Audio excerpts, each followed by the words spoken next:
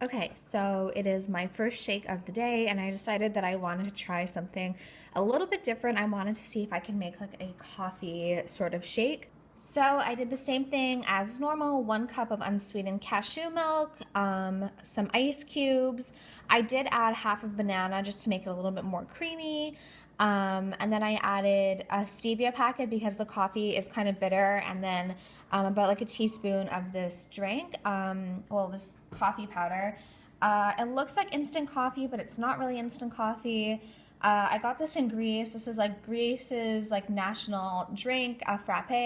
You drink it in the summer. Well, I drink it in the summer, but this is what I drank all summer, so I brought a case home last time we were there. So I'm just gonna add some and hope it works out. Okay, so this is what it looks like, and it actually tastes really good. I'm sure you could do the same thing with instant coffee, but I just had this on hand, and it tastes really good. So hopefully I get a little caffeine boost before I get ready to go to work. I just got this press package from Clinique. It's a 7-day system with pure vitamin C. It looks like they sent me 3, so I guess I can give one to my mom and one to my sister. I'm not really sure what this is supposed to do. I know that it says that, I have the flash on to make it look better. Like a just pressed glass of juice, Clinique Fresh Pressed Daily Booster Vitamin C is pure, powerful, minimally processed. Oh, I'm so excited. I was wondering what this was, and it's an apron, and I've been saying I needed an apron, so now I don't need to buy one. Well, this looks really intense. You guys know I'm all about skin lately, so I'm really excited to try this, and hopefully Tony is too, since it seems like I have 3. So I'm on my way to the office now. I haven't really been vlogging. I mean, I vlogged a little bit last week, but I'm really trying to focus on like main channel, like real videos right now. I don't know. I wanted to change for this year, and I know you guys like my vlogs, and I'm still gonna be doing vlogs. I haven't done a vlog just because I pre-filmed videos last week, and then I was so excited for you guys to see them that I was like, I don't want to post a vlog. Just like in a really good spot, like mentally right now, like overall. But I'm so excited to go to work now because Tony got a new puppy, a little teacup Pomeranian, and she named him Leo, and he is so cute. Last night, she went to go pick him up in Toronto. I'm very dedicated for this dog, and I didn't go see him like the day she got home, but Mike and I went over to see the dog yesterday, and he is so little. Bentley's being like the biggest brat. I mean, growing up, I always had Rottweilers, so I wasn't like nervous about the little puppy being introduced to Bentley, but Bentley is just used to being the baby, and he's used to being like the light of our lives. And so now that there's this little thing that looks like him, it's so cute. It's so cute to see them together because Bentley looks huge. But now that, I don't know, Bentley's just acting really, really jealous. He was being so dramatic and so funny. The puppy was like playing, and I don't know why, but I guess he got upset, and so he went and sat in a corner. That he never sits in corners, this dog, okay? Like, he's always on the couch or running around. He went and sat in a corner. And like, he would walk into rooms, and if we didn't come out to see him, he would like come and like peek his head out. He's just being like very dramatic. Going over now, and I bought the little puppy a toy, and I bought Bentley a toy.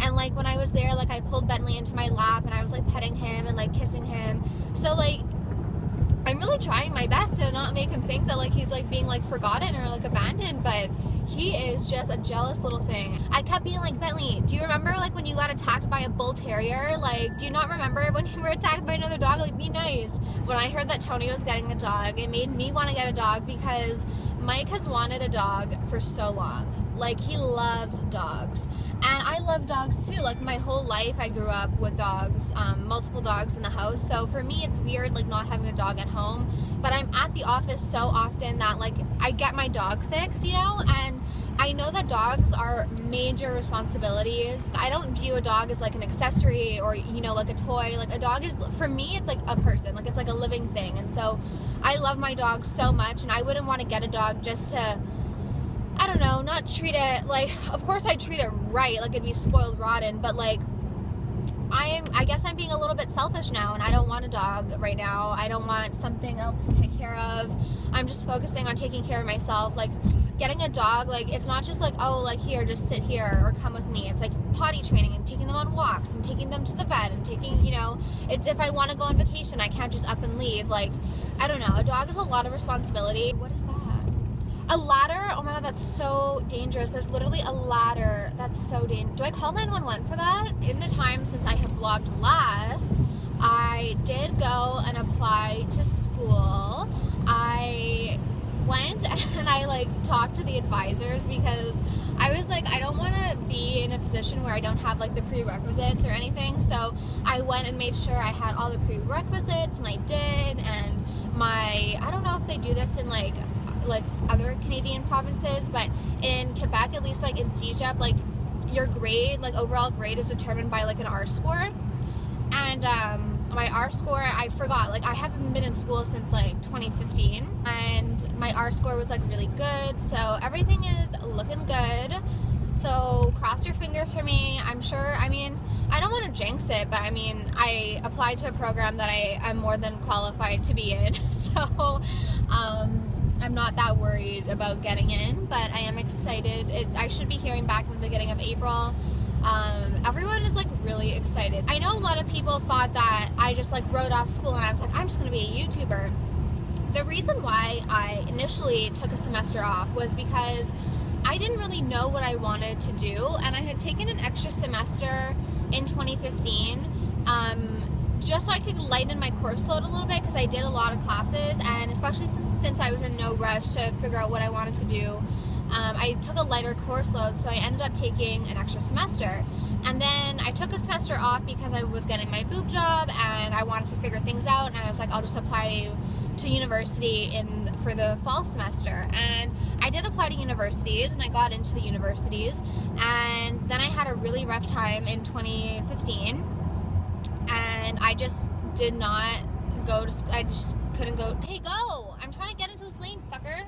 It just wasn't the right time for me to go back to school. When I applied, I didn't even know what I wanted to apply for. I think I applied into sociology, and sociology is something that I'm so interested in, and if possible I might take some extra courses. I've always been very clear that becoming a professional YouTuber was never my end goal. If it was my end goal, I'd be way smarter about my channel, and I wouldn't do the videos that I do, you know? Like, I wouldn't talk about my boob jobs. I would be way more PG. If I wanted to make YouTube my lifelong career, I would be operating this channel in a very different way. I always knew that I was going to go back to school at one point, but it just needed to be when the time was right, and it needed to be when I knew what I wanted to do, because I honestly had no idea what I wanted to do. And that's why I think the CEGEP, especially the CEGEP, you know, system is so flawed here in Quebec, because really, you had to start thinking about what you wanted to do when you were 15. I had to apply. Did I apply? No. Well, it really starts early on in high school, because if you're not taking the high scientific math, then your options are pretty limited from the get-go. In Quebec, the CEGEP system is very stupid, because you graduate in grade 11 and then you go to CEGEP for what is supposed to be 2 years, and then you go to university. I think that Quebec should do what every other province does, which is grade 12 and then straight to university, because really it just made me more confused than anything. And at 15 years old, I mean, I was a completely different person. If I think back to who I was at 15, I was completely different. Everything I wanted was completely different. I was just completely, you know, when you're 15 years old, I'm 21 now, I was completely different than who I was at 15. So at 15 years old, I was put into like a specific, I guess they call it stream in my high school, and I was in the communications program, and I did, you know, the low math, and I ended up applying to communications at CEGEP and getting in, and did very well in the communications program. But as I got older, you know, I went into CEGEP when I had just turned 17. As I got older, I realized that I didn't want to do communications. I had no interest in being on the radio or being on TV, and in order to be on the radio or on the TV, it requires not just talent, because like all my teachers were always very impressed by, you know, my work, and said I was very, you know, talented at it. You you don't just need talent, but you need passion. And for me, I just didn't have the passion that you need in order to make communications a career. So I knew that like I was completing my staged-up courses, but for what? I mean, like, I didn't want to go into communications when all my friends were applying into, you know, the communications programs and doing their portfolios. I had no interest in that because I didn't want to do that. So in a way, when I applied to university, I felt almost like forced. Oh my God, please tell me my window's not frozen shut. Fuck me. No, that's it. I forgot to order my ice water.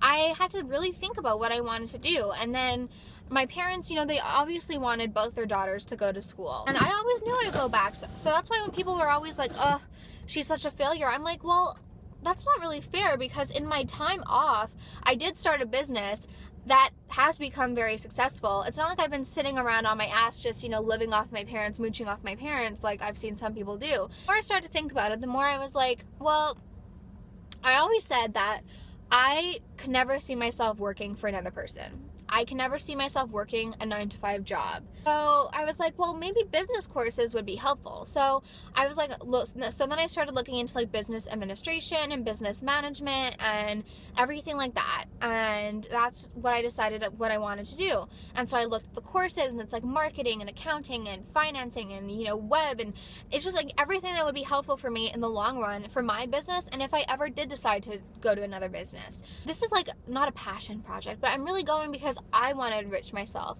I'm not going because society says, oh, you need to go to school. Because I honestly don't think everyone needs school. I really don't. Unpopular opinion. I really don't think everyone needs school. I'm doing what I think is best for me in the moment. And that's how I live my life. I am very intuitive, and I'm just doing what's best for me. Obviously, this is all contingent on if I am accepted, but knock on wood, fingers crossed, like, why wouldn't I be accepted? I don't know how I'm gonna balance it all. It's already hard enough I know people underestimate how much work that goes into Coffee and Couture, but Tony and I hand make all of our pieces. There's not one thing that comes to us ready to sell, so everything is handmade and made to order. We just got someone on for emails, which is going to be a big help, but I'm the one in charge of, you know, the site. I am really excited for this new chapter in my life. I am a little scared because I don't know how I'm gonna balance it all. Like, I'm really gonna but the good thing is it's like a light course load, because I will be, you know, like, I've already completed all the mandatory classes, so that'll be good. But I'm the type of person that really thrives when I have a packed schedule and like a lot to do and I have deadlines, so I think it'll all be really good, and I'm excited. I'm really excited. So I just got home. I brought the groceries in. It was so heavy. Oh, I love these sunglasses though. These are by Diff. I bought them myself. I just think they're so nice. I'll show you what I got at the grocery store, but I came in and I was like, where the heck is my chair? Because you know, I live alone, so I do my makeup at the kitchen table sometimes. Like, I just bring that box around like a hobo. So I was like, where's this chair? And apparently the robot pushed it all the way over here. And like, when I put this on before I left my robot, and the reason why I have a yoga mat here is because I've been doing exercises like every night, but I like the robot to be able to get everywhere, so I put my little thing up. I mean, not much has really changed except I painted like walls and stuff. So I'm gonna show you guys what I got from Walmart. That's where I do my groceries most of the time because Walmart has like the cheapest prices. And I haven't been to grocery shopping in a while because I'm kind of doing like a pantry challenge sort of idea. Not really, but I'm just trying to get better about not buying whenever I really like feel like I need something. Growing up, my mom was never the type to do like a meal plan or a grocery list. Like, she would go to the grocery store every day to get the ingredients for what she needed. But especially now that I'm living on my own, you know, and paying my food and everything, I like to plan a little bit more. A few videos ago, I think like last month, I mentioned that I wanted to kind of give myself a food budget and stick to it, and someone was like, LOL, you should focus on your food, or maybe like something along the lines of like, LOL, maybe you shouldn't buy Louis Vuitton bags or expensive coats if you want to go on a food budget. I'm not going on a food budget because I'm struggling to feed myself. It's just smart to come up with meal plans and, you know, grocery list, so that way, because honestly, like, you go to the grocery store and you spend so much more than you think you're going to. Like, I went in to buy chicken, pita, and tzatziki, and that would be under $20, but I went and I got like all this stuff. But I mean, I only go to the grocery store maybe like once or twice a month now, because I try and keep my fridge like very well stocked. And honestly, especially with the isogenics, I don't really need to buy a ton of food, because I am having the shakes for breakfast and lunch, and I don't need, you know, to have different lunches or different breakfasts because I just have my shakes. Yeah, to the comment that I got that was like, LOL, you should focus on your clothing. Not your clothing, you should focus on your food, or maybe cut your clothing budget. Like, by being smart in some areas is how you can afford luxuries. That's like the same reason why I drive a Volkswagen Jetta, which is still a really nice car, my Jetta Comfort line, instead of going out and, you know, leasing an Audi or a Mercedes or BMW. Because to me, I'd rather not have to put a huge down payment down, not have huge monthly payments, not have huge insurance every single month. I'd rather drive a sensible car that's still really great, and be able to afford other things. I don't think like setting a budget for yourself or setting a guideline for yourself means anything bad. I think it's just smart. So for me, I don't know, I haven't really given myself a budget, but I really don't buy a ton of stuff, especially since I've been on isogenics, because I'm pretty much eating chicken, so chicken's the only thing I need to really replenish, and potatoes and rice is super cheap too. So that's pretty much like the only thing I've been eating. But today, I did get some convenience items, which definitely upped the price. I mean, I know a lot of you guys have been asking for like a budget video, and I will be doing like a moving out Q&A budget saving money video, but honestly, you can save so much money by buying like unprepared items. So I did not stick to that today, but I did in some ways. But sometimes you just want a cop out, and that's okay. It's like 5 right now. That's the problem with these isogenics things. It's like they're so filling that like I'm not even hungry for dinner, but I like to eat dinner around like 6. So I'm gonna show you what I got and then start marinating the meat. So I'm gonna show you what I got because let's keep it real. First thing I got are a bag of onions. Whenever I go to Walmart, I get this bag of onions because it's like under $2, and I love caramelized onions, and onions just give flavor, like if you're making roasted potatoes or anything. I got a head of lettuce to go with the pitas, but also, I don't know, like a salad. I got chicken breast. I got some tzatziki. I prefer to buy the full fat or like the full calorie version, just because oftentimes when you look at the ingredients, they're not even like pronounceable. It's like when I looked, okay, so for example, I got this Greek feta dressing and marinade for the chicken, and the like low fat version had a ton of different like weird chemicals, and the second ingredient was corn syrup. Look at the ingredients. There was like not even like 5 extra calories. Like the ingredients are totally pronounceable. I mean, except for like the stuff at the bottom, but the first like ingredients, which are what are most important, it's all real stuff. Something weird about me is I love banana yogurt. I don't know why. Ever since I've been young, I've loved banana yogurt. So in the States, you can get like a Chobani flip, and it comes with like banana yogurt and like little chocolate like chips or chocolate nubs or something. So I think this will be a really good dessert. Plus there's like protein, 8 grams of protein, 100 calories. So if I get some little mini chocolate chips, that'll be a great dessert. So this is an item that I'm talking about. This was over $3. I just got it because it's like a convenience thing. Like sometimes I don't feel like chopping up garlic, but obviously heads of garlic are way cheaper. So I just got this for convenience.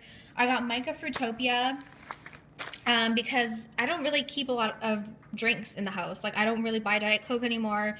Mostly it's sparkling water. I saw this picture and it's so cute. It's like an ombre, like, you can't really see. It's like an ombre pitcher, and I didn't have a pitcher. So I thought like that'd be good to have to make, you know, lemon water or any sort of infused water, and then Mike can make Fruitopia. And then I had run out of the olive oil I bought back in like October, and every time I go through Walmart, I see this bottle. So I decided to switch it up. I just liked the colors and I liked the bottle. I got some pita, and then I got some brown rice because I've always been using like minute rice or like one of those prepackaged microwave ones. This was $2, so way cheaper. some kiwis, and then this I got as like a snack when I'm craving something salty. And then I got some Skinny Cow salted caramel bars because normally these boxes are like $7 each. And I was walking past them and I saw it and they were like listed for like $3.25, and I was like, yep, those are coming with me. So I got 2 boxes because I love these for like dessert. So I'm cooking dinner now. It's almost 6. I have my Good Girl Moonshine. Mike thinks this smells disgusting, but I love it. And I'm wearing my Clinique apron that they sent me, which is perfect because I've been saying how I wanted an apron. So the chicken is marinated. I already cut up the tomato and the lettuce, so now I just need to cook the chicken. I'm going to cook that in a pan, and I'm also going to just bake my pre-made shortcut potato wedges.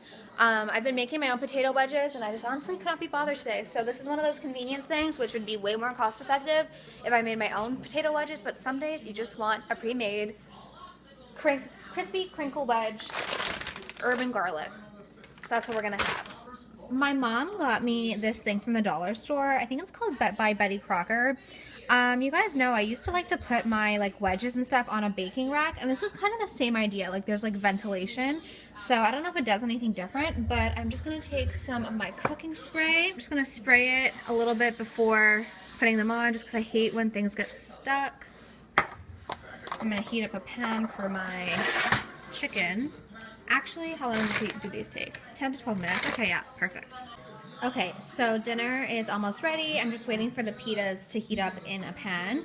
So here I just have some tomato, lettuce, and cucumber cut up, and then we have the chicken that I cooked in the pan with like just a Greek marinade, and then some tzatziki, and then pita, and of course you need to put foil on so you can hold it. And the potato wedges are almost done. See, this pita is pretty much done. We're just gonna put this one in. So the wedges are crisping up. Now let's make some pitas. So this is Mike's plate. He has some wedges, a pita. If we were in Greece, there would be french fries in the pita, but we're gonna have wedges on the side tonight. And that's dinner.